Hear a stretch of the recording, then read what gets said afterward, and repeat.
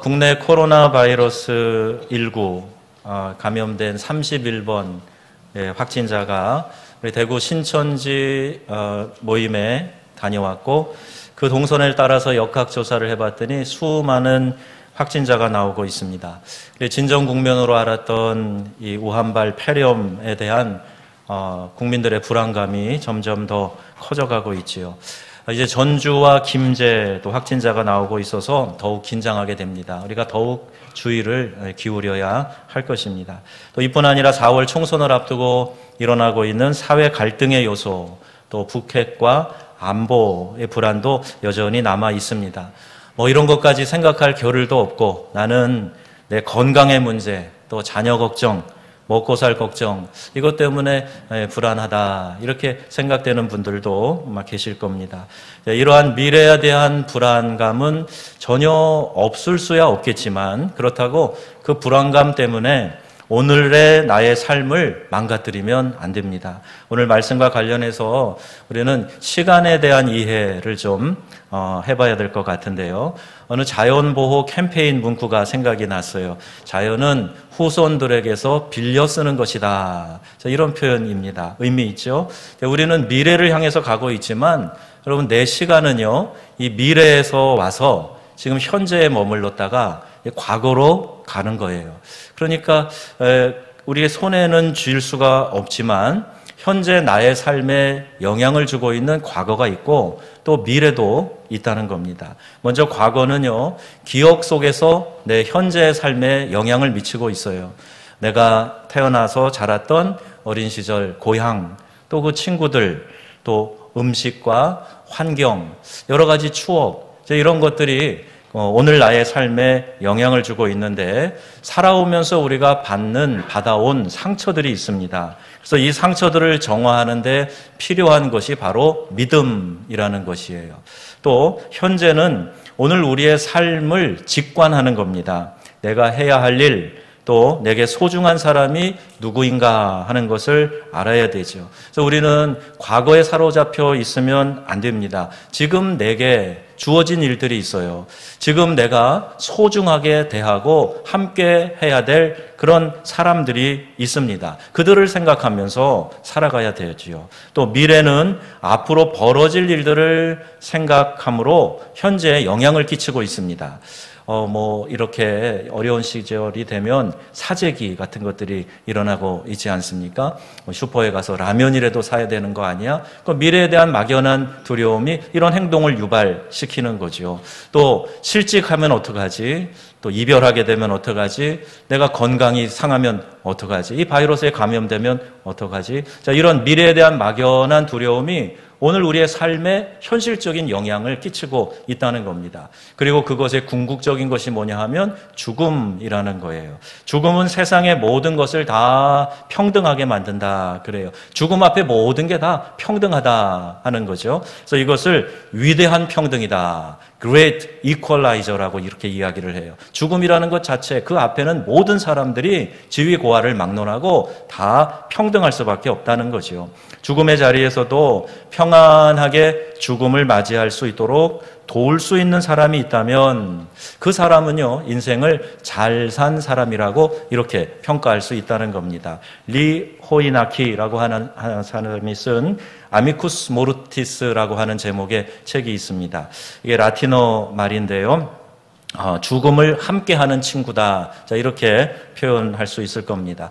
나는 이웃의 평안한 죽음을 돕는 사람인가, 이거를 스스로에게 물어봐야 된다는 거예요. 나 때문에 다른 어떤 사람이 마지막 생의 마지막 종말을 맞이할 때 그 마음이 평안해질 수 있는가, 내가 있음으로 말미암아 그 사람의 위로를 받고 평안히 숨을 거둘 수 있는가, 아니면 그 반대로 나 때문에 어떤 사람이 마음에 계속해서 한을 품고 미움과 고통 가운데 이 땅을 운명해야 하는가, 이것을 스스로에게 물어봐야 된다는 겁니다. 요새는 자본에 의해서 모든 게 처리되고 많은 우리 사람들의 임종의 모습을 보게 됩니다. 장의사, 또 상조회, 이런 데가 많이 발달했어요. 제가 처음 전도사 시절에 목회할 때만 해도요, 염을 하는데 참여했습니다. 그 장례 집례할 때 참 여러 가지 절차들이 교회에서 하는 절차들이 있었는데, 이제는 그 상조회에서 다 해버리니까 너무너무 쉬워진 거예요. 근데 그 자본에 의해서 움직이는 것 때문에 마지막 임종시에 오히려 평화를 누리지 못하고 내 주변에 가까운 사람들로부터 따뜻한 사랑을 느껴보지 못하고 세상을 떠나는 사람들이 오히려 더 많아지고 있다 하는 겁니다. 신학대학을 졸업한 1990년부터 따지면 30년 성직자로 살아갑니다. 많은 사람들의 임종을 지켜보면서 돌아가시는 분의 영혼의 상태가 좀 짐작이 되어지는 거예요. 놓지 못한 집착과 미움이 있고 원한을 담고 살아갔던 사람 임종 직전의 모습이 섬뜩합니다. 뭔가 잔뜩 긴장되어져 있고 굳어져 있는 그런 표정과 모습과 근육을 느끼게 돼요. 하지만 완전히 자유로워지는 분들도 봤어요. 얼굴에 환한 미소가 띄어지면서 평안함이 느껴지면서 그렇게 돌아가시는 모습, 또 죽음 자체도 참 은혜롭고 아름다운 그런 모습을 보게 됩니다. 제가 교회 부임해서 그런 분들도 여러 분 경험을 했어요. 자, 마지막 모습이 그의 영혼이 하나님께 어떻게 받아들여졌느냐, 이것을 보여주는 증표처럼 그렇게 느껴집니다. 내가 이 세상에 있다는 것은 타인에게 의미 있는 존재라는 것이에요. 나 혼자 살 수 있는 것이 아니고 타인에게 의미 있는 존재로 이 땅을 살아가고 있는 겁니다. 그래서 누군가의 요구에 응답하는 사람으로 내가 살아갑니다. 칼 야스퍼스가 그랬어요. 인간 존재는 인간 되어 갑니다. 이렇게 이야기를 했어요. 참 의미 있는, 참 유명한 말입니다. 나이 들면요, 이루어지는 평준화가 있다 그래요. 젊었을 때 미의 기준이 다 사라지고 이제 나이 많이 들면 사람들이 다 이 외모의 평준화를 이룬다고 그렇게 이야기하죠. 진짜 아름다움은 사실 외면에 있는 것이 아니고 우리의 내면에 있습니다. 내면에서부터 이렇게 우러나오는 아름다움, 이게 진짜 아름다움이죠. 이것을 우리말로 기품이라고 이야기를 합니다. 젊었을 때 모습이 외적인 거라면 나이 드신 분들도, 연세가 많으신 분들도 참 아름답게 보일 때가 있어요. 중년 남성이 참 멋있고 중후하게 느껴질 때가 있습니다. 자, 유럽에서 볼 때는 나이 많이 드신 할머니들이요, 그렇게 곱게, 이런 정말 아름답게 늙으셨다, 이렇게 생각이 될 만한 그런 아름다운 할머니들도 많이 만났어요. 기품이 있는 거예요. 이것이 언어 유희 같긴 한데요, 기품이라는 말은 기품이라는 이 말과도 좀 비슷한 단어가 되잖아요. 그래서 기품은 우리가 깊어지는 거다. 그래서 연세 드신 분들은 외모로는 내가 혹시 몰라도 그러나 나는 이 기품으로 아름다움을 나타내야 되겠다. 자, 이런 마음으로 살아가면 참 좋을 것 같습니다. 그래서 우리의 과거는요, 기억 속에 있다. 우리의 기억에 영향을 미치고요. 그래서 이것은 믿음으로 극복하는 것이다 그랬어요. 현재는 바로 바라보는 직관이에요. 그리고 이것을 통해서 사랑함으로 이 현재를 아름답게 만들어 갑니다. 미래는 기대하는 거예요. 그래서 우리 다가올 미래가 오늘보다 더 나은 미래가 올 것을 나는 믿습니다 하고 소망하는 겁니다. 그래서 이 믿음, 소망, 사랑, 그래서 고린도전서 13장 13절에 말씀하고 있죠. 한번 다 같이 읽어보겠습니다. 그런즉 믿음, 소망, 사랑, 이 세 가지는 항상 있을 것인데 그 중에 제일은 사랑이라. 아멘. 그래서 이 말씀이 우리의 과거와 미래와 현재, 이것이 중요하다. 그리고 현재가 가장 중요하다. 이렇게도 말할 수 있는 것이지요. 신학자 라이놀드 니버의 기도문 가운데 평온을 비는 기도가 잘 알려져 있습니다. 여러분 아시는 그 앞부분은 이렇습니다. 내가 바꿀 수 없는 것은 그대로 받아들이는 평정심을 주시고, 내가 바꿀 수 있는 것은 바꿀 수 있는 용기를 주시고, 그 둘 사이의 차이를 분별할 수 있는 지혜를 주옵소서. 자, 이런 기도이지요. 자, 여러분, 나는 왜 이렇게 생겼을까? 나는 왜 키가 작게 태어났을까? 이거 가지고 고민하지 말란 얘기예요.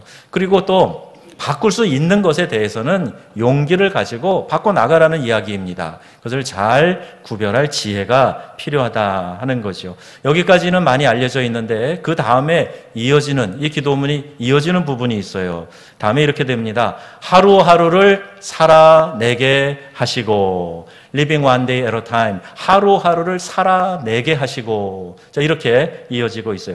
매일매일 새롭게 살라고 하나님이 우리에게 하루를 주신 거예요. 24시간이 지나고 나면 또 다음에 내일이 24시간이 지나가지 않습니까? 혹 내가 오늘 좀 잘 못 살았어요. 내가 원하는 만큼 기쁘게 힘있게 살지 못했어요. 그러면 또 내일 다시 시작해서 다시 새로운 날을 맞이하라는 거예요. 저는 이게 참 하나님의 섭리이고 의미라고 생각이 되고 하나님의 사랑이라고 느껴져요. 올해 내가 그렇게 성공적인 삶을 못 살았어요. 그러면 내년에 다시 새로운 마음으로 새롭게 출발하라고 이렇게 다시 시작하는 시점을 주신 거예요. 그래서 여러분 현재 지금을 소중하게 사랑하면서 살아내는 그런 성도님들이 다 되시기를 바랍니다. 그래서 하루를 살아내는 거예요. 또 그 기도문 이렇게 또 진행돼요. 순간순간마다 즐기며 살게 하옵소서. 자, 이런 기도예요. 쾌락주의라고 번역되는 헤도니즘이라고 하는 단어가 있습니다. 쾌락을 인생의 가치 있는 목적으로 여기면서 모든 행동과 의무의 기준을 쾌락으로 보는 윤리학이에요. 육체의 쾌락을 쫓던 헬레니즘 시대의 에피쿠로스 학파가 주장하는 그런 육체의 쾌락이 아니고요. 이는 좀 다른 의미를 가지고 있어요. 존 파이퍼 목사님의 해석에 따르면 크리스찬 헤도니즘이라는 말을 설명하면서 예수님은 인간으로부터 가장 많이 빼앗길 때 가장 기뻐한다. 그리고 우리 사람은 예수님으로부터 가장 많이 공급받을 때 그때가 가장 기쁘다. 자, 이렇게 해석하는 거예요. 자, 이것이 은혜 신학의 아주 중요한 뿌리가 되는 것입니다. 우리 성경 말씀에도 스바냐 3장 17절에 우리 성도들을 향해서 하나님이 어떤 마음으로 우리를 바라보시느냐 하는 것을 기록하고 있습니다. 이 말씀 한번 같이 볼까요? 너의 하나님 여호와가 너희 가운데 계시니 그는 구원을 베푸실 전능자이시라. 그가 너로 말미암아 기쁨을 이기지 못하시며 너를 잠잠히 사랑하시며 너로 말미암아 즐거이 부르며 기뻐하시리라. 아멘. 이게 하나님이 우리를 바라보시면서 하나님이 느끼시는 그 기쁨이라는 겁니다. 그 하나님을 내 삶에서 누리는 것, 이게 바로 헤도니즘, 크리스찬 헤도니즘이에요. 여러분, 하나님으로 인해서 여러분의 심령 가운데 기쁨이 충만하시기를 주의 이름으로 축복합니다. 또 이렇게 기도문이 이어져 갑니다. 어려운 일들을 평화에 이르는 좁은 길로 받아들이며 그랬어요. 어려운 일을 만날 수 있지만 그 가운데에서 외적 평화, 내적 평화를 누려야 한다는 거예요. 그리고 죄악이 많은 이 세상을 그대로 받아들이게 하시고 그랬습니다. 세상이 왜 이 모양이냐라고 절망하지 말라는 뜻이죠. 세상이 내 마음대로 되지 않는다고 속상해하지 말라는 얘기예요. 절망하지 마세요. 이것이 여러분 평정을 구하는 기도문입니다. 미래는 아직 전개된 것이 아니니까 미리 불안해하고 그것으로 인하여서 여러 가지 공포심을 만들고 그 안에서 내가 잠식되고 이렇게 하지 말라는 이야기입니다. 자, 믿음은 과거와 소망, 미래가 합력해서 사랑, 현재를 이루도록 이렇게 이야기하고 있는 거예요. 사랑이 없으면 우리 여러분 여기 보시죠? 사랑이 없으면 뭐예요? 내가 아무것도 아니요 그랬어요. 주 너의 하나님을 사랑하라. 오래오래 표현돼 사랑이 없으면 아무것도 아니라는 거예요. 그러니까 내가 오늘 이 현재를 주님 주신 마음으로 사랑으로 살아가고 있다면 의미 있는 삶을 살고 있는 거지만 그렇지 않다 그러면 우리는 많이 부족한 삶을 살고 있는 겁니다. 사랑이 인간의 현재 삶에 주어진 가장 중요한 가치이기 때문이지요. 자, 우리가 무엇을 갈망하며 살아가야 될까요? 사람들은 무엇인가를 늘 갈망하면서 사는 존재입니다. 나는 구하는 것이 아무것도 없어. 아니요. 우리 몸의 기본 욕구도 무엇인가를 갈망하게 되어 있어요. 몸만 있습니까, 우리가? 우리 영적인 존재예요. 그러니 우리의 영도 무엇을 갈망하면서 살아가게 되어 있습니다. 구체적으로 내가 무엇을 갈망하는지 모르기 때문에 구하는 것을 얻었는데도 불구하고 여전히 갈증 가운데 있는 그런 모습들을 많이 보게 됩니다. 그냥 막연히 시대의 가치를 따라가면서 너미 구하니까 나도 그거 구한다, 이렇게 생각하고 사는 사람들도 있어요. 그러니 우리가 이렇게 갈망하는 것을 손에 놓고도 기뻐하기는커녕 허무해하고 불안이 엄습해오고 이럴 때가 많은 것이지요. 청소년 때는 대학 가는 일에 올인합니다. 이제 대학에 다 가서 졸업을 한 다음에 이제 취업하는 일 때문에 전전긍긍하지요. 또 취업한다고 다 됩니까? 앞으로 또 결혼할 일, 가정을 꾸려갈 일, 계속해서 삶에 대한 불안감을 감추지 못하고 살아갑니다. 여러분은 어떠세요? 소망하는 것을 얻었는데 여전히 쫓기고 불안한 마음을 가지고 살아가고 계시지는 않습니까? 왜 그럴까요? 왜 만족하며 살아가는 것이 그토록 어려울까요? 갈망하는 대상에 문제가 있기 때문이에요. 내가 이것이 목표인 줄 알고 갈망하면서 왔는데 얻어보니까 이게 아니었네. 그래서 결국에는 만족하지 못하고 또 다른 갈증을 느끼고 마는 겁니다. 오늘 시편 기자가 이렇게 고백합니다. 1절 2절 말씀을 같이 한번 읽어보겠습니다. 하나님이여, 사슴이 시냇물을 찾기에 갈급함같이 내 영혼이 주를 찾기에 갈급하니이다. 내 영혼이 하나님 곧 살아계시는 하나님을 갈망하나니 내가 어느 때 나아가서 하나님의 얼굴을 배울까. 아멘. 시편 기자는 지금 하나님을 갈망하고 있어요. 내가 어떻게 하나님을 만날까? 어떻게 하나님의 얼굴을 배울까? 이걸 갈망하고 있는 것을 볼 수가 있어요. 왜 그가 이렇게 하나님을 갈망하고 있을까요? 그의 삶의 상황이 어떤지 3절, 4절에 기록되어 있는데 그것도 한번 읽어보겠습니다. 시작. 사람들이 내 눈물이 주야로 내 음식이 되었도다. 내가 전에 성의를 지키는 무리와 동행하여 기쁨과 감사의 소리를 내며 그들을 하나님의 집으로 인도하였더니 이제 이 일을 기억하고 내 마음이 상하는도다. 아멘. 자신이 지금까지 믿고 있던 주변 사람들, 심지어 자신과 함께 하나님의 성전에 올라가면서 노래를 부르고 축제의 함성을 질렀던 그 동무들, 그 사람들이 고통 가운데 있는 나를 향해서 지금 너 하나님이 어디 있냐? 네가 믿는 하나님이 어디 있냐? 이렇게 비웃고 조롱하는 그런 상황에 있기 때문에 얼마나 마음이 답답하고 얼마나 그 마음이 고통스러운가. 그래서 그는 지금 하나님을 갈망하고 있다, 이렇게 이야기하는 거예요. 자신을 지지하고 믿어주던 사람들이 돌아서서 오히려 자신을 향해 공격하는 일이 벌어졌기 때문에 그는 이렇게 답답한 마음으로 하나님을 갈망하고 있습니다. 여러분, 인생길에서 이러한 절망은 누구나 다 경험하게 됩니다. 가장 믿었던 사람, 가장 친밀했던 사람들로부터 배신당하고 조롱당하는 상황을 마주하게 되는 그런 경험 말입니다. 근데 그동안 쌓아놨던 신뢰가 다 무너지죠. 상처와 고통을 느끼게 됩니다. 오늘 본문에도 시인은 이 고통을 토로하고 있는데 5절 말씀에 보니까요, 이렇게 고백합니다. 내 영혼아, 내가 어찌하여 낙심하며 어찌하여 내 속에서 불안해하는가 그랬어요. 히브리어 언어의 의미로는 왜 안에서 소용돌이 치느냐, 자, 이렇게도 번역할 수가 있어요. 이 마음 안에서 지금 막 소용돌이 치고 있다는 거예요. 내가, 내 영혼이.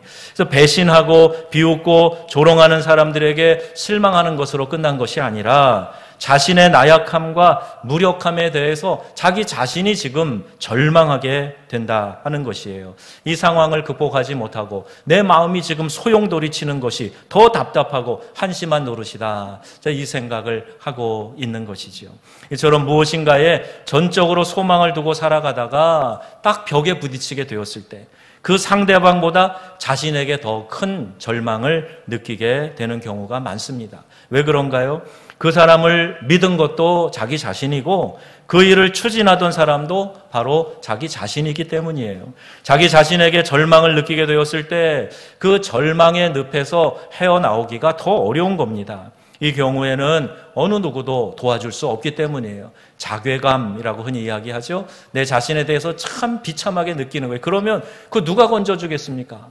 내가 스스로 자청한 일들이고 내가 그 속에 빠져서 그 늪에서 헤매고 있는데 스스로를 자책하면서 더 고통스러워하는 거죠. 그래서 내 영혼아 내 영혼아 그러면서 이렇게 자책하며 고통스러워하는 거예요. 시편 기자는 이 모든 실망과 낙심의 상황에서 자신을 구원할 분은 오직 하나님이라는 사실을 깨닫게 되는 겁니다. 성경에 나오는 모든 신앙의 그 인물들을 보면요, 기대했던 소망이 무너졌을 때 하나님을 기다렸어요. 소망이 무너졌다 그래서 내가 기대했던 사람이 나를 배신했다 그래서 그 사람에 대해서 원망 불평한 게 아니고 하나님을 기다립니다. 그리고 하나님은 그들에게 다시 소망을 주셔서 결코 넘어지지 않는 길로 새롭게 인도하고 계시는 것을 보게 됩니다. 요셉이 그랬어요. 요셉은 자기 형들이 자기를 종으로 죽이려고 하다가 그나마 종으로 팔아버렸어요. 모세는 40년 광야 생활을 하면서 자신이 이끄는 백성들로부터 불평과 불신의 공격을 끊임없이 받았습니다. 이 땅에서 믿었던 사람들로부터 배신당하고 낙심되었을 때 다시 일어나서 인생길을 걸어갈 수 있는 그 유일한 소망이 바로 하나님이라는 거예요. 모세가 모든 삶의 초점을 하나님께 두고 살았기 때문에 그는 지치지 않고 무너지지 않고 다시 일어나서 전진해 갈 수 있었던 것입니다. 신명기 7장 9절 말씀이에요. 다 같이 그런즉 너는 알라 오직 내 하나님 여호와는 하나님이시요 신실하신 하나님이시라. 그를 사랑하고 그의 계명을 지키는 자에게는 천대까지 그의 언약을 이행하며 인애를 베푸시되. 아멘. 그러면 우리가 하나님, 신실하신 하나님을 사랑하고 그 계명 안에 있게 되면 하나님이 우리에게 끝없는 은혜를 베풀어 주신다, 이렇게 말씀하고 있어요. 여러분 마음이 상해 있으십니까? 혹은 누구로부터 실망해 있으세요? 그것 때문에 낙심하지 마시고 하나님께 소망을 두시기를 바랍니다. 목동 다윗은 왕으로 기름 부음 받은 후에 그는 인생길에 큰 역경과 고난을 더 많이 당하게 됩니다. 주변의 시기와 질투를 한 몸에 받기 시작합니다. 우리가 살아가는 세상도 똑같아요. 진정으로 갈망하던 일이 이루어졌다 그랬을 때 주변의 모든 사람들이 다 축복하고 환영하는 것 아니지요. 누군가는 그 자리를 오히려 탐내고 시기하고 비방하기를 일삼습니다. 다윗은 어떻게 그 상황을 대처합니까? 누구를 의지했습니까? 다윗은 살아계신 하나님을 철저히 의지하면서 소망을 하나님께 둡니다. 1절에서 3절 시편 18편 말씀인데요. 나의 힘이신 여호와여 내가 주를 사랑하나이다. 자, 이렇게 고백하는 거예요. 그가 사랑하는 하나님이 어떤 하나님이라 그랬어요? 여러분의 소리로 한번 또박또박 좀 빠르게 한번 읽어볼까요?